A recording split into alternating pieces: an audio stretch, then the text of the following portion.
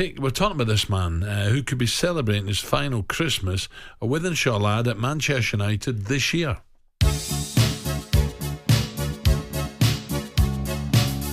Rashford steps inside Roberts and fires Manchester United ahead. 2-2 for Marcus Rashford. There's only so long we can keep going. Well, we know he's got it in him.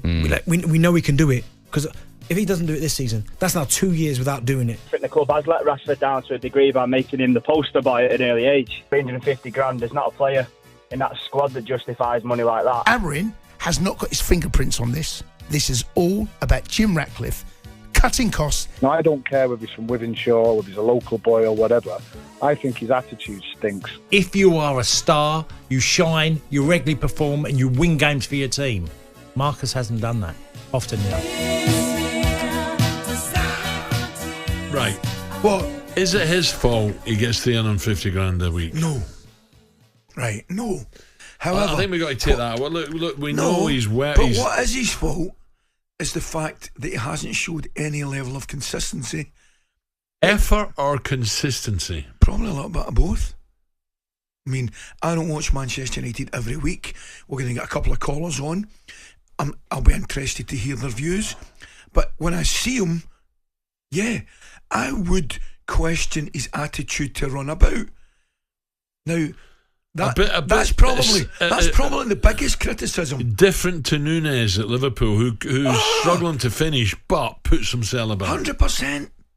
That's why the Liverpool fans will accept Darwin Nunes, because they look at him and they'll be frustrated with his level of finishing. Of course they will, but they'll accept it because he gives you 110%. With the greatest respect, that's the one thing that the fans cry out for, and they should be getting it. No, without a doubt. We're all different, though. You have players who've made a living at a, industry, chasing, harrying, putting a foot in, who can't finish, who will never be prolific, will never get more than 5-6 goals a year, but they have a different role to play. You have others who depend on service. You have touch players, you have hard players. But the point is, the fans need to see 100%, and no matter what role you've got. Or does he care? Doesn't matter what role you've got in the team, right? Within that role, you have to give 100%. Yep. Okay, so speaking to SJA Sports Journalist of the Year, Henry Winter, Marcus said, for me personally, I'm ready for a new challenge now and the next steps. When I leave, it's going to be no hard feelings. You're not going to have any negative comments from me about United. That's me. I will always be a Red.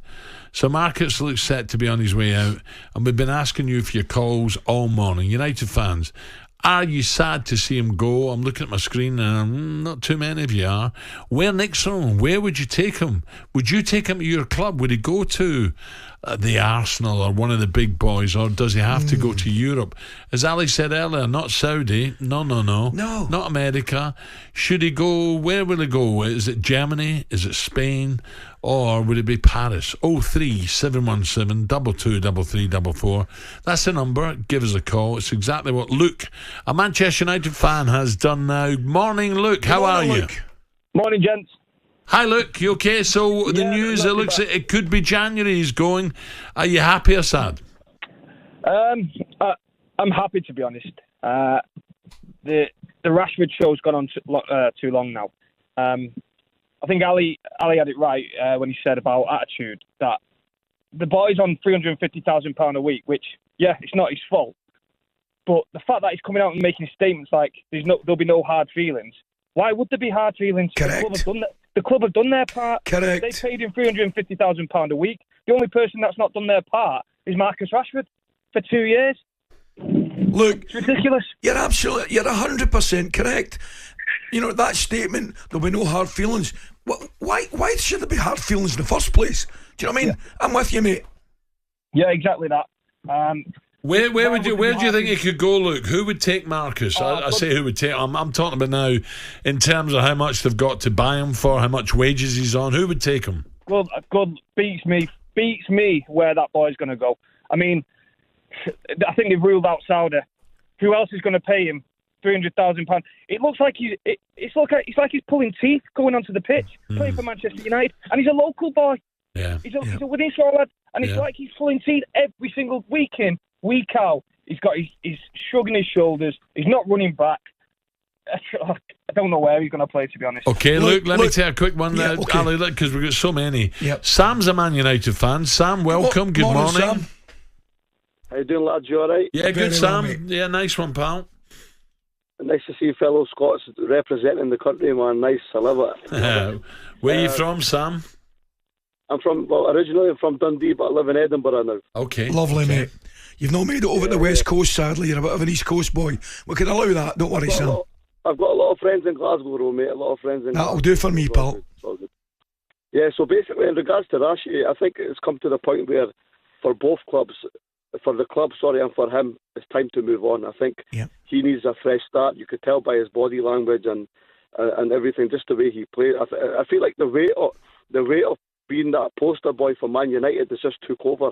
I think it's just too much for him, and I think it's sad. It's sad to see that because 2 years ago we were all raving and ranting about how amazing he's been and how he's world class, and it's just a shame how it's just dipped over 2 years and how bad it's dipped. That is a shame because he's hugely talented. Pace, finish, he's got it all. Correct. But you're dead right, Sam. You see him on the pitch, his face is tripping him. Yeah. But I just think he needs that move, and if he gets that move, I think that could revive his career. That's what kind of scares Well, I hope me so. That's what he's got to do, Sam. Yeah. That's what he's got to do, mate. Sam, thank you. Ali, do you think Marcus later on in life will regret it? Well, I don't know. Time will tell. Yeah. Time will tell. But I think getting back to, was it David that called from Bucky? I think he's spot on.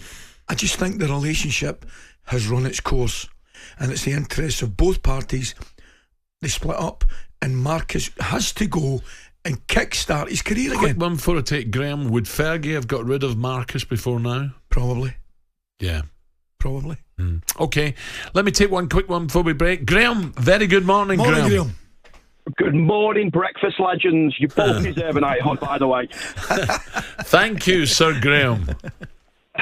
So, Rashford, he needs to go for himself and he needs to go for the club. For me, there's been one consistency during the bad times at United in the last 6 years, and that one player is Marcus Rashford. He's another player that typically signs a big contract and his head went. He stopped playing. Many players have done it. De Gea, Aubameyang, Sanchez, you look at these players, they get the big contract and that's it. And his effort on the pitch, his effort is the one. If I've got two daughters, when they get their school report, if it says the effort is amazing but the grades aren't great, I'm happy with that. I'm all right. His effort is appalling. And he's walking around the pitch, and it's typical of Rashford. He gets dropped, and all of a sudden he's meeting up with Henry Winter. It's like, for me, Henry Winter probably sent him a message and go, are you ready for that chat now? Like it's been brewing. Yeah, maybe Graham.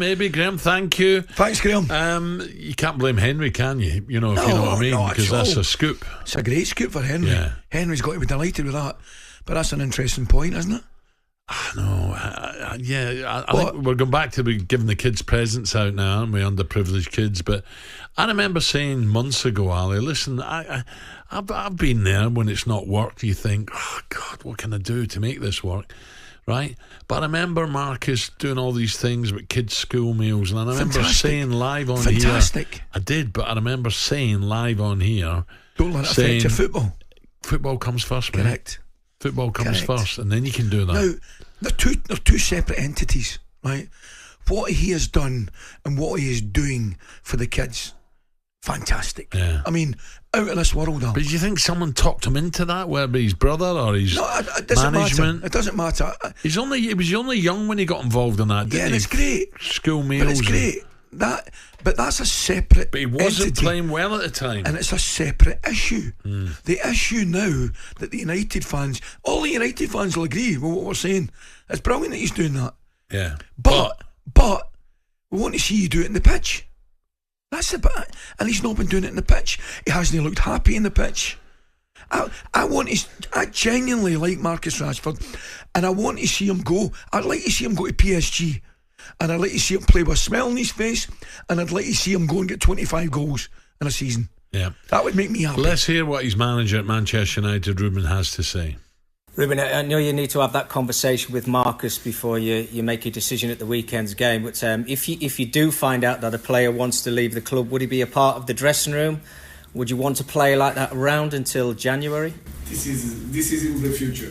My focus is that to have all the players in the best that they can be to prepare each game. So we are talking about if there is no if in this kind of club. It's just Tottenham and let's focus on the game.